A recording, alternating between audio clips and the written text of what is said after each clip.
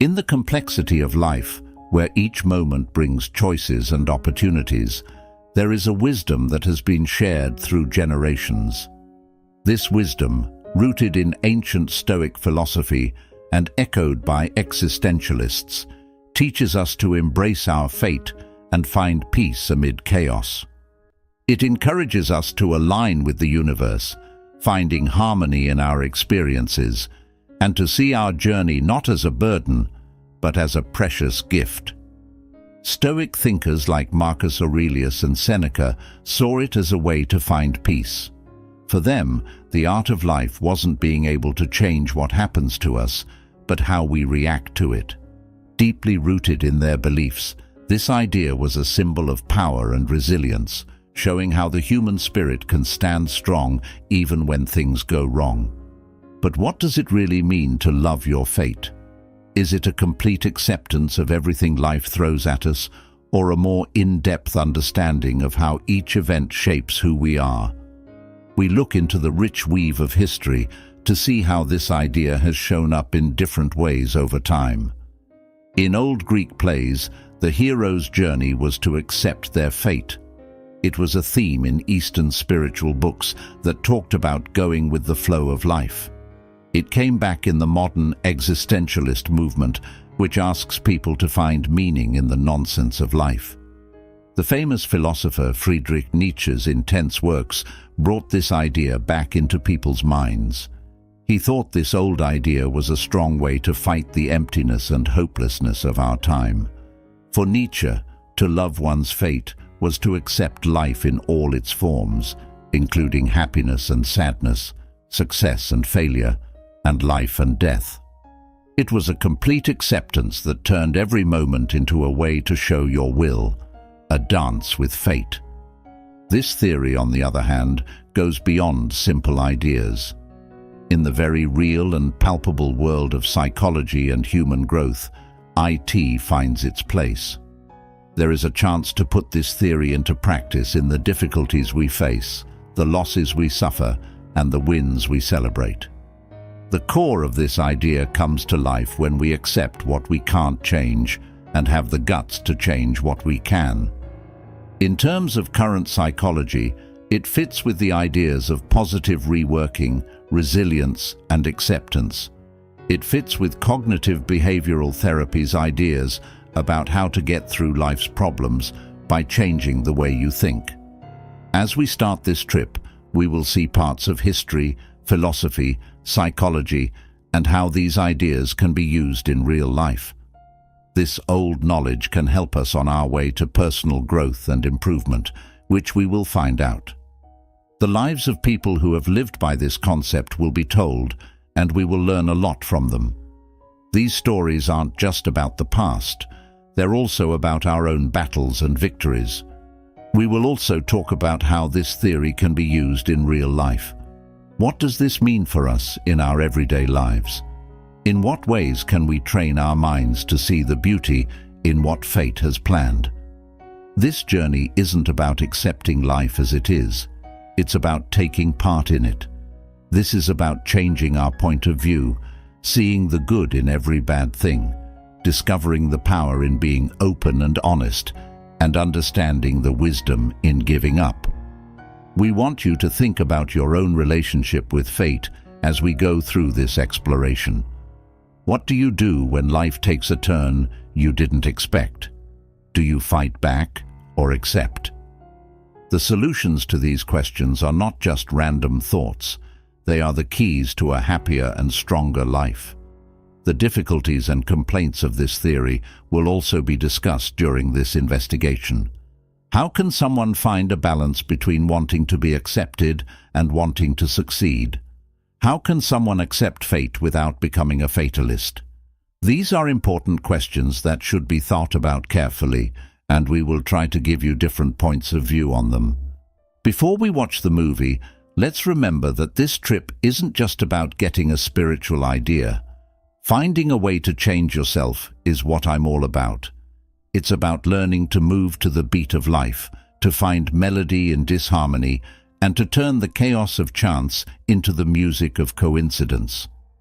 I believe that accepting our fate as a blank surface that needs our brushstrokes rather than as a plot that has already been written is the key to success.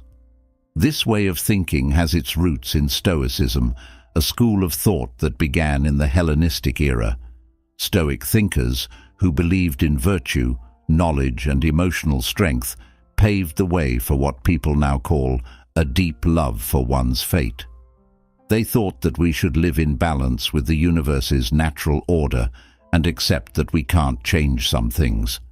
They taught that we can control how we respond to things that happen to us, even if we can't control the things themselves.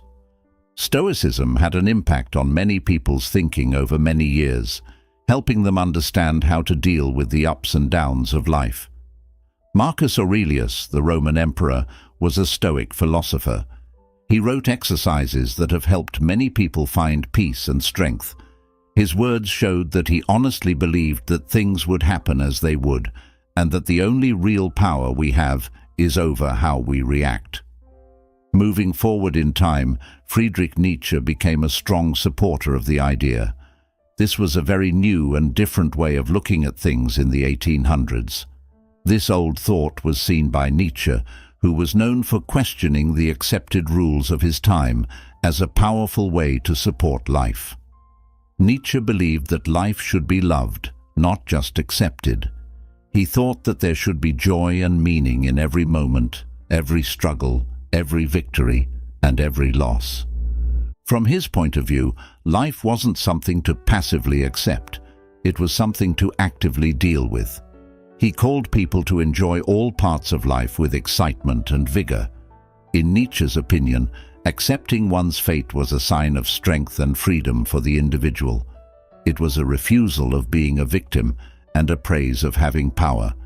He told people to not only accept their fate, but to love it, because it was an important part of their trip and a big part of how they would grow and become more like themselves. From this point of view, the idea became a living, active theory. This theory may be more relevant than ever in modern life, I think. In a time of constant change and uncertainty, being able to deal with the unexpected is a useful skill. People often want to be in charge of every part of their lives because the modern world is so complicated and hard. But this need to be in charge can cause a lot of stress and worry when faced with the fact that life isn't always predictable. Today, this Stoic advice gives us a different way to think about our fixation on power. It argues that there is strength in acceptance, power in flexibility, and knowledge in accepting the limits of our control. The concept of liking one's fate provides a source of security and fortitude in a world that often seems wild and uncertain. It helps people think in a way that sees problems as chances, strengths in weaknesses, and growth in every situation. In the fields of cognitive behavioral treatment and awareness, this theory also ties in with modern psychology techniques. There is a lot of focus on accepting things as they are and changing how you see things. These practices, like the Stoic beliefs, say that we should think about how we react to things instead of the things themselves. They agree with the idea that we can change how we react to things, not what happens to us. This theory also gives us a different view in a society that often values independence and personal success. It says that personal growth and satisfaction can also be found in how we manage the inevitable, how we dance with the beats of fate. Not a call to be idle, but an offer to take part in life in a deeper, more important way. As we learn more about this long history of philosophy, we start to see how these lessons have stood the test of time. They give us lessons that are just as useful now as they were in the past. They give us advice and wisdom on how to deal with the difficulties of modern life. As we learn more about fate and destiny, it's important to understand what they mean from both an intellectual and a psychological point of view. Philosophically, fate has been seen as an unchangeable set of events that can't be changed by people. I believe that fate is a cosmic story written by divine or natural forces. This idea is old and can be found in many cultures and belief systems. People often think of destiny as the end result of their life, which is a combination of their choices, actions, and natural traits. People often think of fate as fixed and unchanging, but destiny can also be seen as more flexible, changing based on what a person does within the limits of fate. From a psychology viewpoint, these ideas take on a slightly different color. Today, psychologists don't see fate and destiny as outside forces that can't be changed. Instead, they see them as how people think and feel about the future. This point of view says that fate is not a set of rules that everyone must follow. Instead, fate is a set of beliefs that affects how people see and act in the world. From this point of view, fate is something we make up based on our values, goals, and deeds. It is important to know the difference between fatalism and accepting fate in order to understand the theory we just talked about. Someone who believes in fate often feels hopeless and gives up, thinking that they can't change the way things are going. This point of view can make people passive and less interested in making decisions, since they think that results will happen no matter what they do. In the context of our conversation, accepting fate is very different. It is not about resigning oneself to an unchangeable future, but about accepting the uncontrolled parts of life while practicing personal agency. This kind of accepting is a choice, a state of mind that includes realizing that life is unpredictable and making a promise to fully experience it. How someone feels about fate has a deep and far-reaching effect on their life. A view that accepts the things we can't change about life can help us feel more at peace and strong. People are freed from the stress of trying to control every part of their lives when they realize that some things are out of their hands. They instead concentrate on what they can control, which is how they react to the things that happen in their lives. In conclusion, accepting one's fate with love is not the same thing as being passive. It's about accepting that life is unsure while still taking part in it. It is a way of thinking that promotes resilience, flexibility, and an upbeat attitude. As our research goes on, we will look more closely at how this philosophy can be used in our everyday lives and talk about the problems and issues it may face. They can put their attention and energy into things where they can actually make a change. This change in focus can help you grow as a person, feel better emotionally, and find more happiness in your life. On the other hand, refusing to accept things you can't change can lead to long-term stress, anger, and a sense of helplessness. Many psychology methods agree with this point of view. The goal of cognitive behavioral therapy, for instance, is to help people understand what they can control and how to focus on that. This method fits with the Stoic philosophy, which says that we should have the peace to accept things we can't change, the strength to change things we can, and the knowledge to know the difference. This way of thinking can show up in different ways. It can mean being okay with a quick change in your life, like a job loss or a work change, and finding ways to adapt and grow from these events. It can also mean realizing how little control we have over relationships or societal problems, and choosing to focus on how we respond and what we can do instead of trying to change what will happen. Also, accepting what can't be changed doesn't mean being passive. It means being involved in life and making decisions and acting despite what can't be changed. This kind of active participation gives people power and a way to take back control in a world that often seems uncertain and disorganized. When we think about these ideas, it's clear that how we feel about fate and destiny isn't just an intellectual or psychology idea. It's also a way of living, a way to improve our emotional and mental health, and a way to find personal satisfaction. By learning and accepting these ideas, we can deal with the unknowns of life with more strength and purpose. There is a lot to think about when we think about the difference and interaction between faith and fate, as well as how we feel about them. They push us to think about what we believe, reevaluate our values, and change how we go about living our lives. There are many good things about accepting fate, which is an idea that has deep roots in both philosophy and psychology. Among these, acceptance, resilience, and lowering stress are some of the most important ones that have a big effect on a person's mental and emotional health.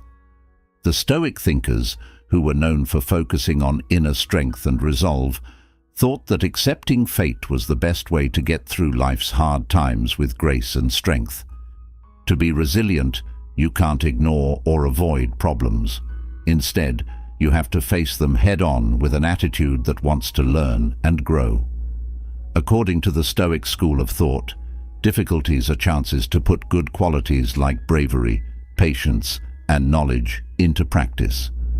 From this point of view, problems become stepping stones, which builds resolve in a way that is both powerful and freeing.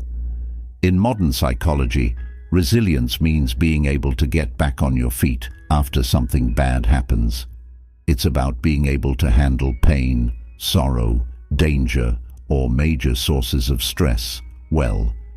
When we accept our fate, we change the way we think so that we can see past the pain or discomfort of a situation and see the chance for personal growth. This change in point of view is very important for building resilience.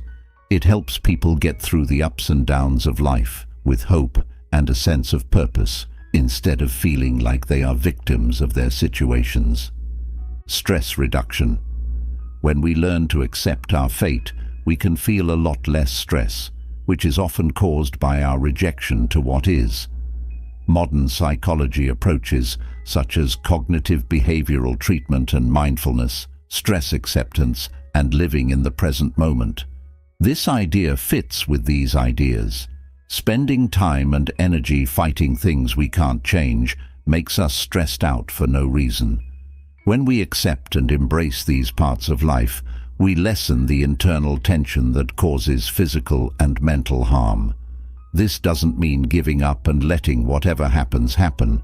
Instead, it means figuring out what we can control and what we can't, and deciding to accept what we can't change instead of fighting it. When we accept something as it is, we let go of the need to control it, which makes us less stressed and anxious. It helps us focus on the things we can change, which makes our actions more effective and efficient. Many intellectual and psychological schools of thought believe that acceptance is the key to mental peace. The idea of accepting what you can't change is closely related to the idea of embracing fate. It means facing the truth about a situation instead of ignoring or fighting it. Accepting things as they are is not a sign of weakness, it's a sign of strength and smarts. It lets us see things as they really are, without our fears, wants, or biases getting in the way. Acceptance is a big part of treatments like acceptance and commitment therapy, ACT, which teaches people to accept their responses and be present with what life brings, while also making a promise to do things that are in line with their values. I work in psychology.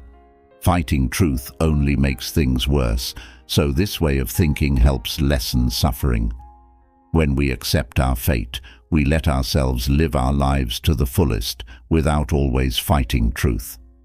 It is clear that the intellectual and psychological sides of accepting fate work hand in hand. From a philosophical point of view, it offers a way to live a more worthwhile and satisfying life, where problems are seen as normal and necessary for growth.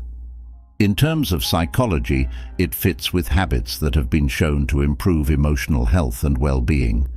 Accepting fate teaches us how to find balance. It's about getting smart enough to know when to do something and when to let go. Finding this balance is important for getting through life's challenges. It helps you build a life that is strong, free of stress, and full of learning and new adventures. As we apply these psychological and intellectual ideas to our daily lives, we start to notice changes. We become stronger, less worried, and more open to how life goes. There's more to this change than just growing as a person. It's about living a life that is truly connected to the world around us, one that accepts all of its shades and nuances with grace and openness. After talking about the benefits of accepting fate, it's time to talk about how it can be used in real life. Mindfulness is the art of living in the present moment. It is a practice that has roots in old cultures and is supported by modern science. It is a strong way to accept your fate. It means focusing on the present moment without judging it or fighting it. This practice helps you become more aware of something that is deeply linked to the idea of amor fati, which is to accept and enjoy life as it happens. Simple techniques like mindful breathing can help you bring mindfulness into your daily life. When you do mindful breathing, you focus on your breath and notice each inhale and exhale. By being fully present and immersed in the experience, this can be used for other things too, like eating, walking, or even talking to someone. Over time, practicing mindfulness makes you feel more connected to the present moment, which lowers your stress and makes it easier to enjoy life's events. Another important part of learning amor fati is doing practices that help you think more deeply and clearly. It means not holding grudges or regrets against the past, but rather looking back with an open mind, wanting to understand and learn.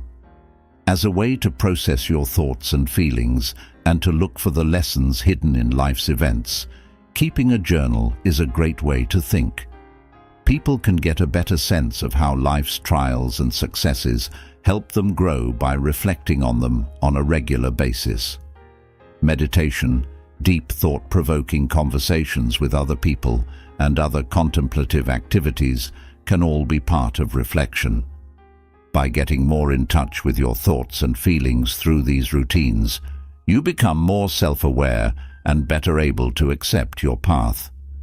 When it comes to welcoming challenges and finding meaning in hardship, life's problems are often the places where the true meaning of accepting fate is tested and improved. A central idea in this theory is to find value in hard times. It means changing your view of problems from ones that seem like hurdles to ones that seem like chances to learn and grow. Some questions that can help you make this change are, what can I learn from this situation? Or, how can this challenge help me grow? These kinds of questions can help you find value in even the worst situations. They tell you to deal with life's problems by being proactive instead of reactive, which fits with the idea of taking charge of your own fate. Making rituals and routines, setting up daily rituals and routines, can help you live by the principles of amor fati. These can be simple things like being thankful at the start of the day or thinking about what happened during the day at the end. Rituals like these are great ways to stay committed to living life to the fullest and can help you develop a mindset that is in line with amor fati. Positive reframing is a method that is often used in cognitive behavioral therapy to help people become more resilient. It is also very useful for practicing amor fati. It means changing how you think about things to see the good things or the chances for good things to happen. This doesn't mean ignoring the bad things that happen, but picking out the good things that can come from a situation. By seeing things in a more positive light, you can become more resilient and better able to deal with the difficulties you face in life. Being compassionate with yourself is an important part of accepting your fate. It means being kind and understanding to yourself, especially when things go wrong or when you're having a hard time. Knowing that pain and flaws are normal parts of being human is part of practicing self-compassion. Allowing kindness for oneself can help people accept their life path and all of its strengths and flaws. Learning and growing all the time. Finally, practicing amor fati is a process of learning and growing all the time. I believe in having an open mind and being willing to learn from new situations and points of view. This can mean doing things like reading, trying out new hobbies, visiting, or going to school. To fully embrace your fate, you need to keep learning and growing because they give you new ways to see and experience life. By using these useful tips and tricks, we can see how the idea of accepting your fate can be woven into our everyday lives. These habits not only improve your health, but they also help you live a fuller, more worthwhile life. Now I want us to talk about the deep lessons that great thinkers have taught us about accepting fate and how those lessons can help us grow as people today. Friedrich Nietzsche, accepting life as it is. Friedrich Nietzsche had one of the most interesting ideas about life and fate in modern thought. My formula for greatness in a human being is that one wants nothing to be different, not forward, not backward, not in all eternity, he said. This quote shows a complete acceptance of life as it is. This view is more than just accepting things as they are. It's a strong love for all of life's parts, including the pain, battle, and happiness. Using Nietzsche's ideas in modern situations means making a strong statement about life's experiences. Finding worth in every moment and seeing obstacles as necessary for growth and development are what I mean by this. In terms of personal growth, this way of thinking tells people to deal with life's unknowns with interest and acceptance instead of fear and resistance. It teaches us that changing our situations won't make us truly great or happy. What will make us truly great and happy is changing how we feel about them. Marcus Aurelius, the Stoic acceptance of fate. Marcus Aurelius, a Roman emperor and Stoic philosopher, had an idea that combines being good and accepting fate. Accept the things that fate binds you and love the people that fate brings you together, but do so with all your heart, he said. This is a great way to find peace and happiness in life's circumstances. In today's busy world, Aurelius's words tell us how important it is to accept the things we can't change and find happiness in the people and things we have. This quiet acceptance doesn't mean being passive. Instead, it means being involved with life and focusing on making the most of the relationships and chances that fate gives you to grow. Aurelius's thought shows us how important it is to be present, be thankful, and try to be good in our daily lives. Epictetus, wanting life as it happens. Epictetus, who was another important Stoic philosopher, said that wanting things as they happen is the key to happiness. Don't try to make things happen the way you want them to. Instead, want them to happen the way they do, and your life will go well. This deep insight suggests that the key to a happy life is to match our wants with reality instead of fighting what life throws at us. In modern times, Epictetus's ideas show how important it is to be flexible and accepting in order to grow as a person. It helps people stop trying to control their lives and start adjusting to them. This way of doing things makes people stronger, lowers their stress, and helps them get along better with others. People can find peace and meaning in their lives, even when things are chaotic and unclear, if they just want to live their lives as they happen. These great thinkers' ideas offer timeless wisdom that is surprisingly relevant to the problems we face today. In a time when things are always changing and there is a lot of unpredictability, their lessons show us how to live with grace, strength, and purpose. To use what they taught us, we have to change the way we think about things and see life's surprises not as problems, but as chances to learn more about ourselves and grow. It takes an attitude that prioritizes personal virtue over outward success, learning over comfort, and growth over ease. In real life, this can mean facing challenges with curiosity and openness instead of fear or resistance, practicing gratitude and presence in daily life, especially in relationships and small joys, being able to adapt, making sure our actions and wants are in line with what our circumstances are, looking for growth and learning in every experience, and using life's lessons as stepping stones for personal development. Using these intellectual ideas in everyday life will not only make you stronger and less stressed, but it will also lead to a trip that is deeply satisfying and has value. By following these thinkers' advice, we can get through life's difficulties with peace, focus, and a sense of purpose. As we come to the end of this study, let us go over the most important ideas and lessons we learned while trying to understand and live by the theory of accepting fate. We started this investigation by looking into the idea's historical and philosophical roots, following its lineage from old Stoic philosophy to Nietzsche's deep thoughts. It was revealed that this theory is based on a deep love and understanding of life in all its forms, including its ups and downs. Then we talked about what fate and destiny are and how they differ from an intellectual and a psychological point of view. We learned that fate, which we often think of as a set path, is not just a script written by outside forces, but also a story that is shaped by how we think and act. Next, destiny was seen as a journey that our choices and actions shape, a road where the strings of fate weave together. The conversation moved on to talk about the mental and spiritual benefits of accepting fate, with a focus on being resilient, lowering stress, and being open to it. We learned that the best way to become more resilient is not to avoid problems, but to face them with a growth attitude. Let go of trying to control things that you can't change and focus on changing the things you can. This will help you feel less stressed.